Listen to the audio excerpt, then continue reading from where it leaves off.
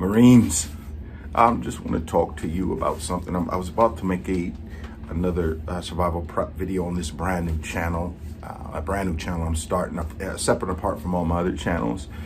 I wanted to talk to you, Marines who are on your way or think you're going to separate after your first tour, specifically you that are on your first tour. I was obviously in the Marine Corps. I wouldn't be here talking to you. As a matter of fact, most of your, and if you've been in the Marine Corps 4 years, most of your Sergeant Major of the Marine Corps, Staff Sergeant Ronald Green, well, Sergeant Major Ronald Green, sorry. He's Sergeant Major now, but Staff Sergeant, well, Sergeant Major Green was my section chief in Charlie Battery, 1st Battalion, Left Marine Regiment out there at Las Pulgas, 91 through 93, something like that. But it was definitely in 1993 because I remember when we went to Somalia, I think we were there a month after those choppers went down in 93. Staff Sergeant Green gave me my first little mini command. I was his A chief. And when we hit Mogadishu, he gave my first command. I was like, what? And Staff Sergeant Green, well, Sergeant Major, sorry. He was like, he was like, Smith, don't let nothing happen to my Marines. So yeah, I just thought that was an interesting story. But I want to talk to you, Marines who that you're getting out of your first tour. I want to first say this, is that I don't know what the Marine Corps you face and the world you face was one level up from the world we face, because when I was in boot camp, this would have been, I was about to graduate, so this would have been in August of 1990. Saddam Hussein had just rolled into Kuwait, and it was pretty much decided that the U.S. or this coalition was going to go in and remove him from Kuwait. And I remember my senior drill instructor, Sergeant Luster, he said something, man, it just really pumped us up. He said, boys, he said, there's 2 million Iraqi soldiers and there's 5,000 Marines. He said, that fight is just about even. Advantage Marines. Y'all know how those drill instructors do you. You have the opportunity to re-enlist.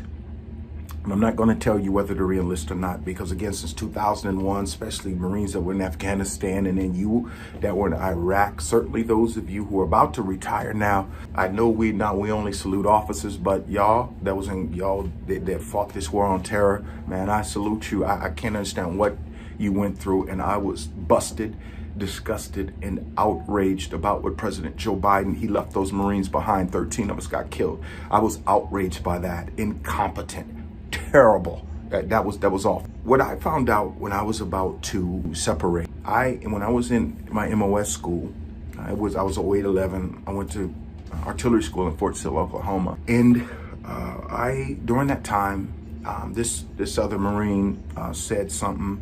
He said something, and it was like super offensive to me. And I took my Kevlar helmet and just broke his nose. I just beat the mess out of him. Really, if I wasn't a student, I probably went to the brig. But I received an assault charge, fine, NJP, all those hours, you know.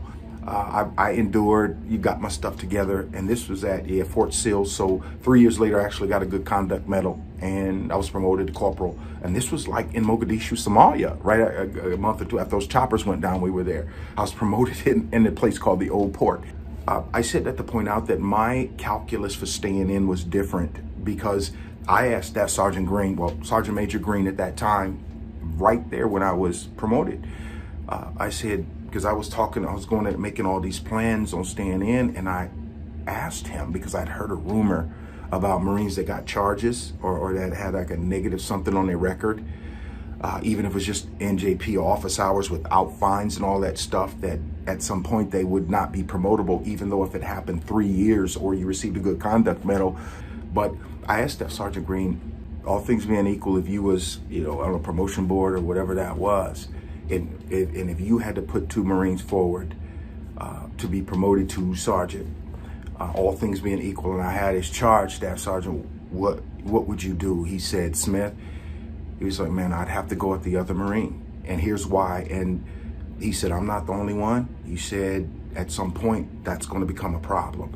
So I kind of got out there because, again, back then, if you get 4 years, if you weren't a sergeant by 8 years, a staff by 12, a gunny by 16. Pretty much they were going to cycle you out of there.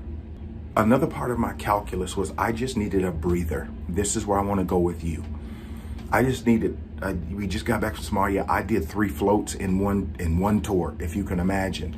I was on ship, volunteering. I did 3 floats in 2 years, almost 2-3 years. I did 3 floats, and you really only had to do 2 back then. I just needed a break, and by the time April of '94 came around, I was like, man, I got to get out. I need a break.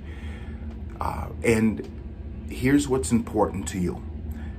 I needed a break, but I thought breaking means separating from the Marine Corps. I'm 21, 22. So what I'm telling you is, if you are weighing whether to get out because you need a break, take 30 days. Whatever leave you have saved up, take that time. Get away and think about it. Because here's what I discovered: 2 weeks, only being out 2 weeks from the Marine Corps. I knew even at 22 or 21, 22, I think it was, that was like the gravest mistake I ever made. Even if I would have only stayed 4 more and topped out, that was the gravest mistake I ever made, was leaving the Marine Corps when I only needed a break from it. So I'm telling you, young Marines, this: if you don't know, if you are tired and you're worn out, somehow take a break, right? I know the Marine Corps is different on mental health and all this stuff these days, or so they say. I can't imagine.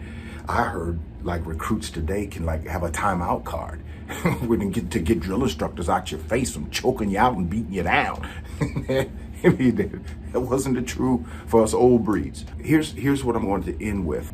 Take a break and make this decision, because I separated officially off contract totally 24 years ago. I separated 24 years ago or something like that.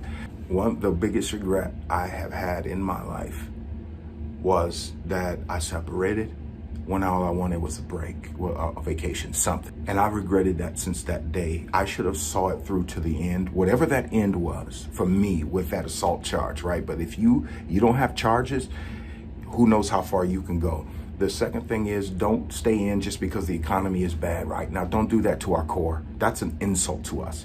And I realized some people talked about going back and all sorts of stuff. Once you get out, even if it's just for a few weeks, you can't go back, because that's an insult to our Corps. Because in our minds, it's like, oh, this is easier than that? Is that what you're saying here? Or you're running away from a challenge? So I'm asking you, don't be me, and don't live with regret. If it just takes another 4 years for you to scratch that itch and absolutely know that you don't want to be in the Marine Corps, or it's time for you to leave, and you did what only 1/10,000th of the population in this entire almost 400 million, 340 million person strong country could do. You've done something even the other branches of the military could not do. You became a U.S. Marine. So don't throw that away because you simply need a break. If it just takes 4 more years of you scratching that itch, I'm asking you to do that. Because what you're going to find is when you get out, the biggest thing with this PTSD thing and all the other stuff is that when I've gotten out, and I've never necessarily told anybody this except, the Marines from my unit that we talk when we get together. The thing you're going to find is that you might move from place to place because you'll never feel safe again. I'm not saying that the Marine Corps is a safe place. It's not. From a perspective of, what you were there for, to necessarily have the honor of dying for our Corps. You know the lines, right? But I'm saying the guy next to you, the guy to the right of you, in front of you, and back of you, those are your bodyguards. And I had 150 bodyguards when I was in as a part of a artillery battery. And then not only that, we were on Los Pogas at Camp Pendleton, all the different layers somebody would have to go through to get to me.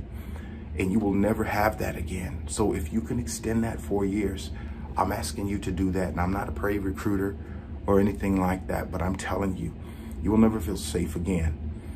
Because there's something to feeling safe. Now, I understand that safety costs something, and it's going to cost you some of your mental health. I get that. But I would exchange, I don't know anything I wouldn't exchange to have my bodyguards with me, because I'm like a preacher and a pastor now. And although it breaks my heart to tell you this, even people preaching God, preaching Jesus Christ like we do, they won't even watch your back like that because they're selfish. They care about what they're doing, what they got going on. The question was asked to me about leadership, right? It was like, would you trust a Marine or would you trust like a preacher? I said, I trust a Marine any day of the week, twice on Sundays. So basically what I said is I would trust a cold-blooded killer before like preachers, because they're about them. They've never had the opportunity to step outside themselves and be a part of something bigger than themselves. They are about themselves. They say they're about God. They're not really. A few of them are. And I would say 1 in 10. Unfortunately, preachers that see this, they're all going to believe that they're the 1 in 10 and they're the 9 in 10.